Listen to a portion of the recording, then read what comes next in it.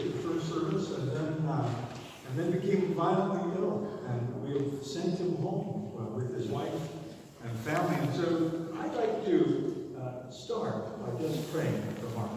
And pray for him right now. Loving God, we bring our dear brother before you, and we just ask for your mercy and grace to sustain him. Please, Lord, God, heal this man and help him to find out what's wrong in his body and raise him up to complete health. Father, we ask that you'll comfort him in his sudden departure and his whole family, Lord. In the name of Jesus Christ, we pray this. Amen. Amen. So I'll just step into Mark's place. He didn't give me his notes. He ran off without his notes. All right. We're here to talk about our patronal saint, St. Mark, whom we are named after as a church, celebrating the feast of Mark.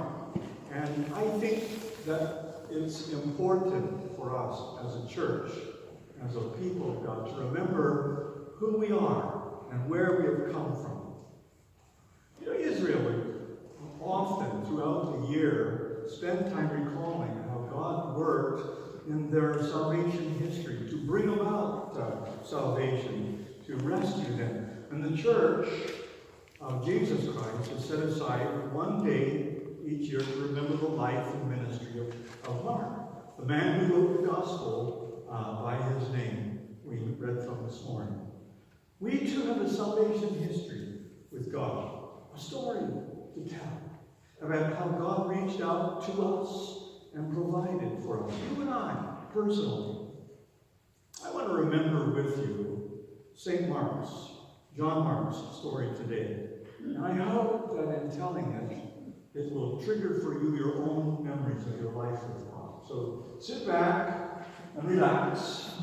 I'm going to tell you John Mark's story. We're just going to walk through it in this time together. I want you to come with me this morning to the city of Jerusalem in approximately the year AD 33. And I want you to meet a young Jewish lad by the name of John Mark. He's probably a teenager, living with his mother. There doesn't appear to be a father around, but they're comfortable enough in a spacious home and with enough resources to employ servants. The world this kid is growing up in could not be more fraught with danger and adventure. Amazing things have been happening around him, so that all Jerusalem is stirred. There's a rabbi named Jesus who has attracted a large following, and along with it, the hatred and animosity of some very important people. And this teenager, John Mark, finds himself in the middle of all the action. He's not the center of attention in the story. Rather, he circles on the periphery around him, so that he circles in participating and supporting, learning and growing in his faith in the rabbi from Nazareth named Jesus. We have a record of his faith in the gospel which he has written. This book is attributed to Mark by very early and reliable sources. And he begins his gospel with these words from Mark chapter 1, verse 1, the beginning of the gospel about Jesus Christ, the Son of God. Though Mark is not named in the gospel, some people believe that he left his signature. And it's an odd little story which only Mark's gospel recounts. Chapter 14, Judas, the betrayer, has come along with soldiers to arrest Jesus there in the Garden of Gethsemane. And all the disciples run away at that moment, including a young man who is not named or identified with the 12. And here's what it says in verse 51. A young man, wearing nothing but a linen garment, was following Jesus. When they seized him, he fled, naked, leaving his garment behind. And that's it. We don't know for sure, But many believe that was John Mark. It was his signature on his gospel. In much the same way that Alfred Hitchcock often made cameo appearances in his movies.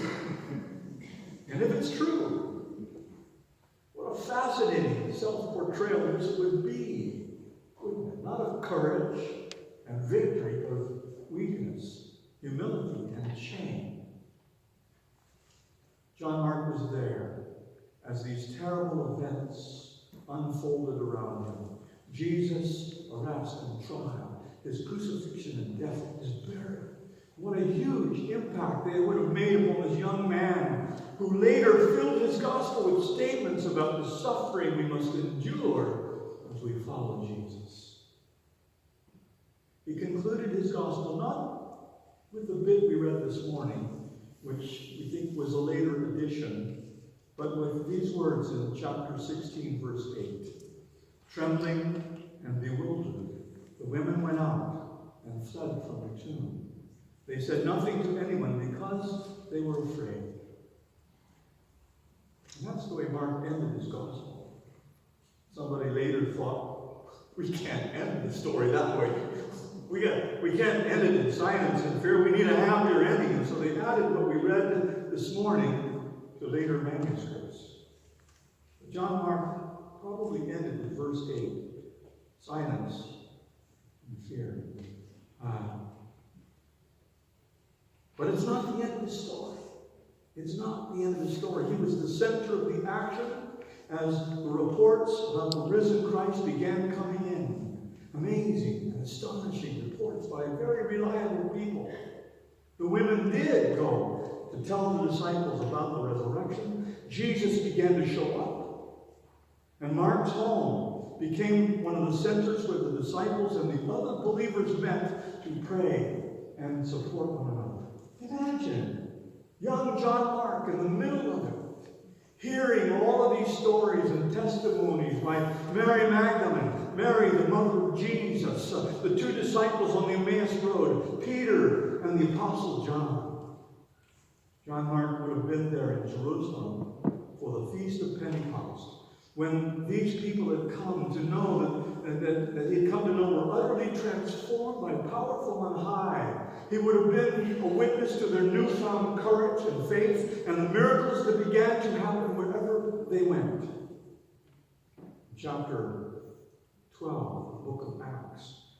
You see that Peter was arrested and put in prison. That night, the scripture says that an angel of God released him.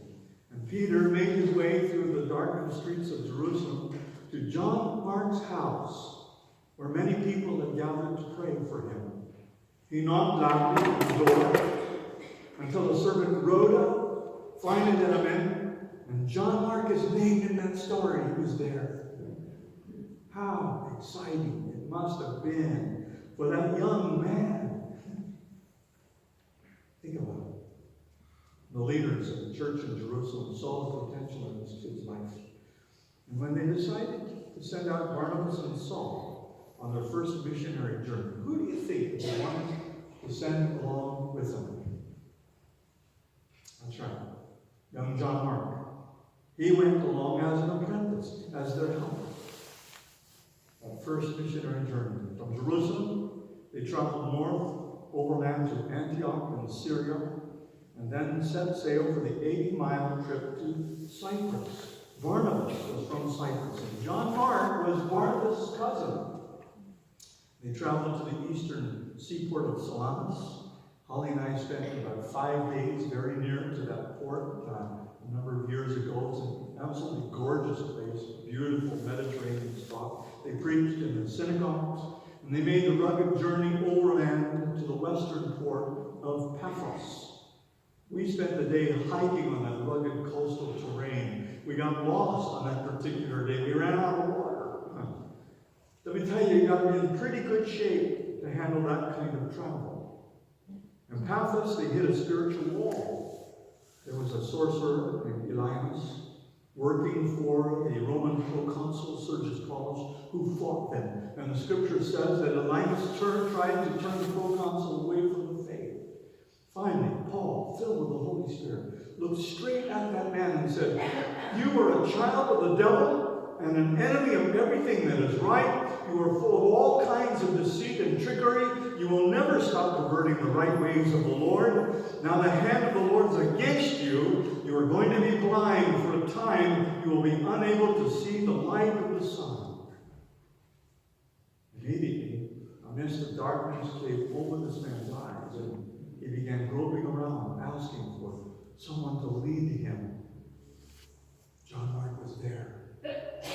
He was there. What was he thinking? This young, pretty eye-opening stuff. It was there. From there, they set sail 170 miles north to the ancient port of Pamphylia on the southern coast of modern-day Turkey, and then up to Kestra, up the river to Perga, one of the largest cities in the province of Asia Minor.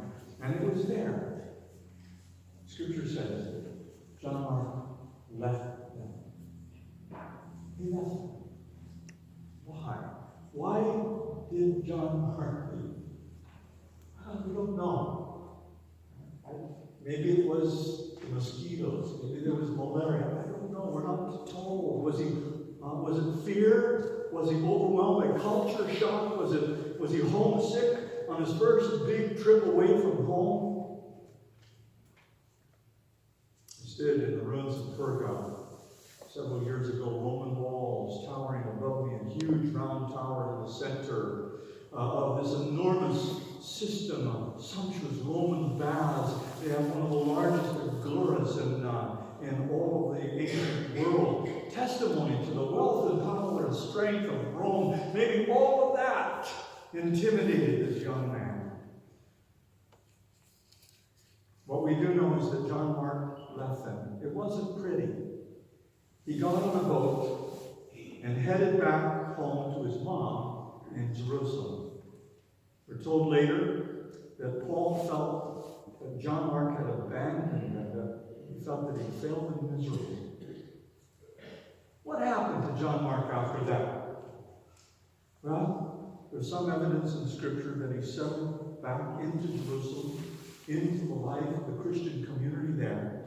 There's evidence that Peter might have taken young John Mark under his wing and began to disciple him.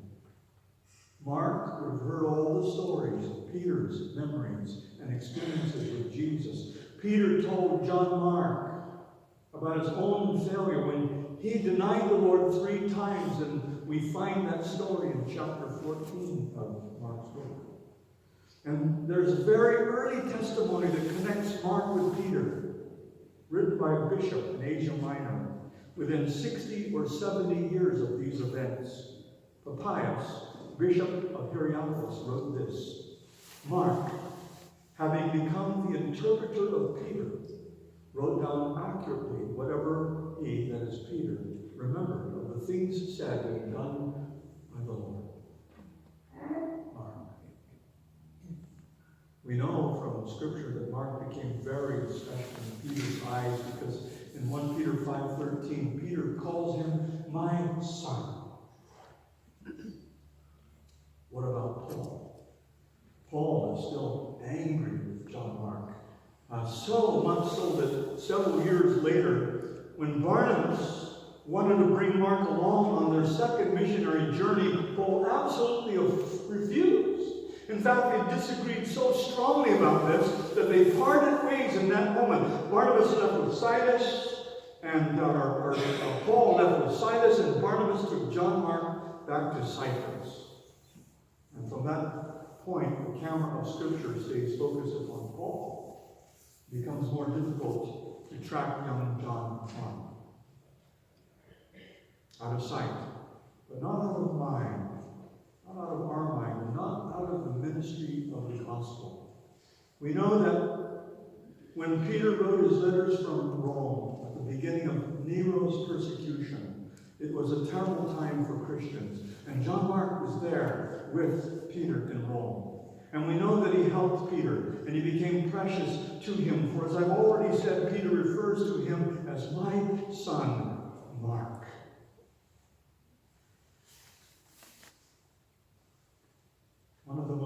beautiful stories of forgiveness and of restoration is embedded in our story of John Mark and his relationship with the Apostle Paul. We left them in a divided and broken relationship in Jerusalem. Paul had given up on this young man and absolutely refused to have anything to do with him. Much later, we meet them again in Rome. Paul, and now also is imprisoned there and writing what will be his last recorded letter, the letter of 2 Timothy. And he's in great distress. All have deserted him, and he's alone there, except for Luke. And he is appealing to Timothy for help. Please, come to me here, he says. Please, come. And then he adds something amazing, something we would not have expected. He writes in 2 Timothy 4, verse 11, "Get Mark and bring him with you, because he is helpful to me in my ministry." Get Mark. I need him. I need him. This young man who had failed so spectacularly in Perga, who had abandoned his team and left them with his work unfinished, who Paul had written off as of no more use, who Paul was still so angry with that he broke up his long-time relationship with Barnabas in his refusal to even consider John Mark. Now Paul wrote and said, "Get Mark. Get him. I need him. He is valuable to me in this ministry." What a change. What a redemption has taken place in the life of this young man.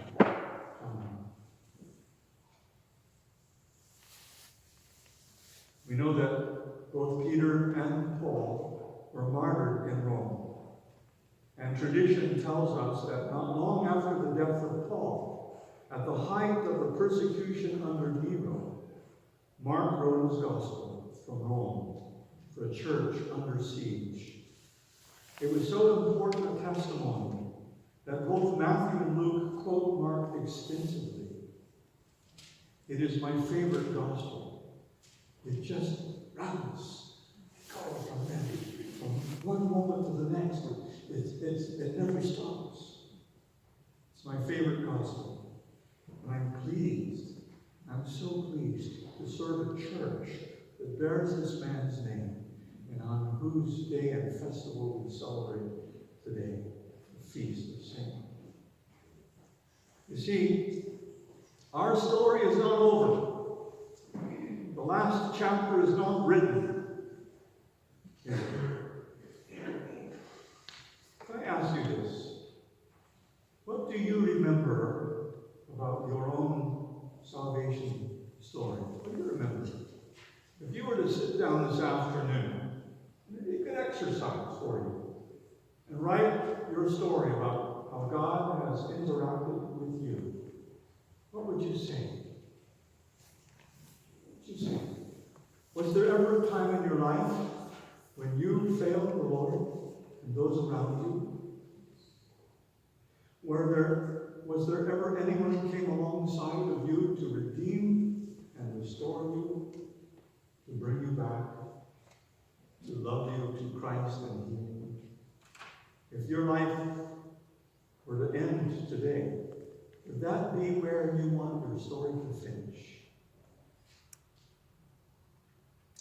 May the Lord's grace give us wisdom and the example of St. Mark to walk with God and follow him through the thick and thin, through the up and down, through the victories and the failures, to keep walking forward with our Lord. In the name of Jesus Christ. Yes. Amen.